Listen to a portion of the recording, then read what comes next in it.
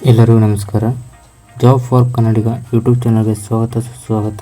ಇಂದು ನಾವು KPTCLನ ಅಪ್ಲಿಕೇಶನ್ ಯಾವ ರೀತಿ ಹಾಕೋದು ಅಂತ ತಿಳಿದುಕೊಳ್ಳೋಣ ಬನ್ನಿ. KPTCLನಲ್ಲಿ 2 ಬೇರೆ ಬೇರೆ ಹುದ್ದೆಗಳನ್ನು ಕರೆದಿದ್ದಾರೆ. ಅದನ್ನು ಯಾವ ರೀತಿ ಅಪ್ಲಿಕೇಶನನ್ನು ಫಿಲ್ ಮಾಡೋದು ಅಂತ ನೋಡೋಣ. ಯಾವುದಾದ್ರು ಬ್ರೌಸರ್ನಲ್ಲಿ KPTCL ವೆಬ್ಸೈಟಿಗೆ ಹೋಗಿ ಅಲ್ಲಿ ಲಿಂಕ್ ಬರ್ತಾ ಇರ್ತದೆ, ಅದು ಕ್ಲಿಕ್ ಮಾಡಿಕೊಂಡು ತದನಂತರ ಈ ರೀತಿಯ ಪೋರ್ಟಲ್ ಓಪನ್ ಆಗ್ತದೆ. ನಂತರ ಹುದ್ದೆ ಆಯ್ಕೆ ಮಾಡಿ ನಾವು ಫಸ್ಟ್ ನಂಬರಲ್ಲಿ ಸೆಲೆಕ್ಟ್ ಮಾಡ್ಕೊಳ್ಬೇಕು.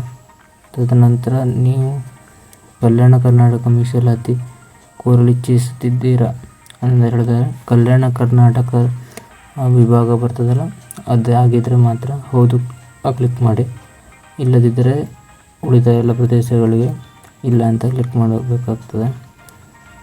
ಕಲ್ಯಾಣ ಕರ್ನಾಟಕ ಹುದ್ದೆ ಬಿಟ್ಟು ಬೇರೆ ಯಾವ ಕಂಪನಿ ಆಯ್ಕೆ ಮಾಡ್ಕೊಳ್ಬೋದು.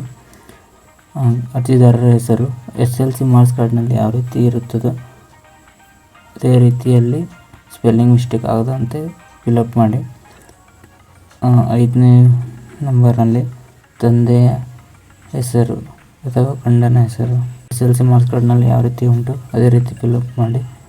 ಸ್ಪೆಲ್ಲಿಂಗ್ ಮಿಸ್ಟೇಕ್ ಆಗದೆ ಇರೋ ರೀತಿ ಎಚ್ಚರಿಕೆ ವಹಿಸಿ. 6ನೇದಾಗಿ ಆಯ್ಕೆ ಜನ್ಮ ದಿನಾಂಕ SLC ಮಾರ್ಕ್ಸ್ ಕಾರ್ಡ್ನಲ್ಲಿ ಯಾವ ರೀತಿ ಉಂಟು ಅದೇ ರೀತಿಯ ಡೇಟ್ ಆಫ್ ಬರ್ತನ್ನು ಹಾಕಿ. 7ನೇದು ಆಯ್ಕೆ ಬಂದು 10ನೇ ತರಗತಿ SLCಯಲ್ಲಿ ರಿಜಿಸ್ಟ್ರೇಷನ್ ನಂಬರ್ ಇರ್ತದಲ್ಲ ಅದನ್ನ ಇಲ್ಲಿ ಎಂಟ್ರ್ ಮಾಡಿ. 8ನೇ ಆಯ್ಕೆ ಆಧಾರ್ ಸಂಖ್ಯೆ, ನಿಮ್ಮ ಆಧಾರ್ ಸಂಖ್ಯೆಯನ್ನು ಇಲ್ಲಿ ಎಂಟ್ರ್ ಮಾಡಬೇಕಾಗ್ತದೆ.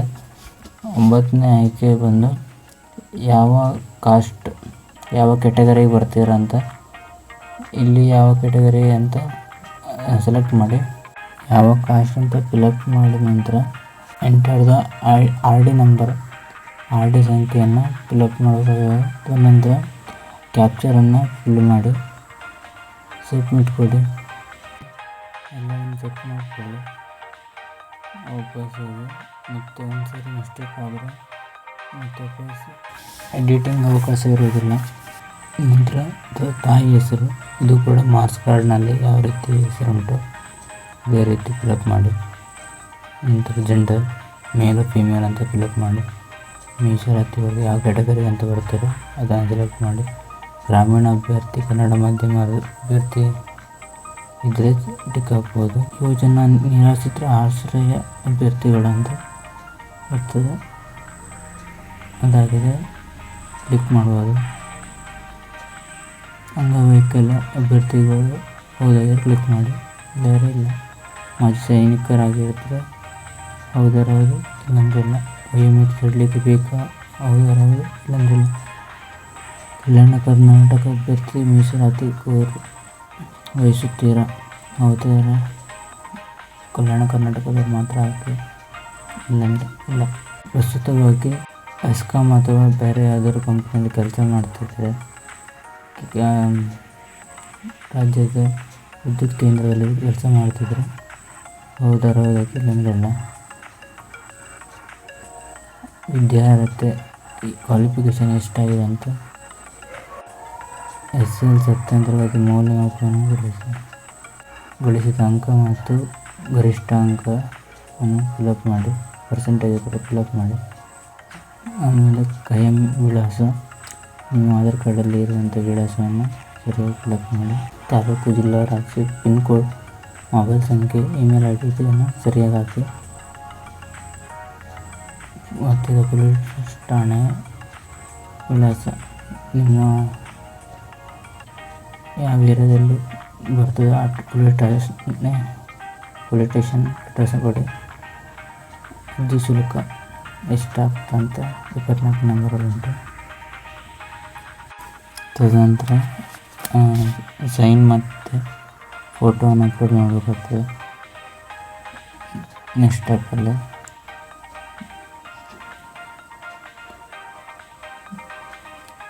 ತದನಂತರ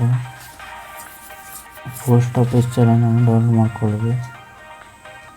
ಅದಕ್ಕೂ ಮುಂಚೆ ಈ ಸೈನನ್ನು ಮಾಡ್ಕೊಂಡ ನಂತರ ಡೇಟ್ ಆಫ್ ಬರ್ತು, ಅಪ್ಲಿಕೇಶನ್ ಐಡಿಯನ್ನು ಹಾಕಿ ಕ್ಯಾಪ್ಚರನ್ನು ಎಂಟ್ರಿ ಮಾಡಿ ನಂತರ ಈ ರೀತಿ ಬರ್ತದೆ. ಇದನ್ನು ಕ್ಲಿಕ್ ಮಾಡಿ ಈ ಸೈನ್ ಮಾಡ್ಕೊಳ್ಳಿ. ತದನಂತರ ಆಧಾರ್ ಕಾರ್ಡ್ ನಂಬರ್ ಮತ್ತು ಹಾಕಿದ ನಂತರ OTP ಬರ್ತದೆ. ಈ ಸೈನ್ ಮಾಡ್ಕೊಳ್ಳಿ.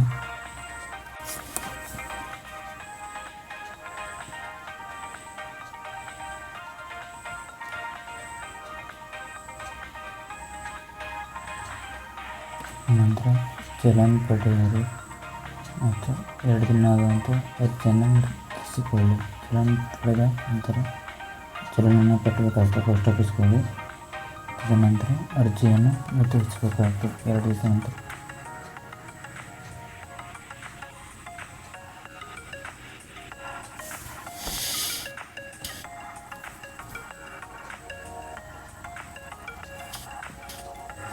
ನೆಕ್ಸ್ಟ್ ವಿಡಿಯೋದಲ್ಲಿ ಚಲನವನ್ನು ಹೇಗೆ ಪಡೆಯೋದು ಅದರ ಲಿಂಕನ್ನು ತಿಳಿಸುವಂಥ ಪ್ರಯತ್ನ ಮಾಡ್ತಾನೆ.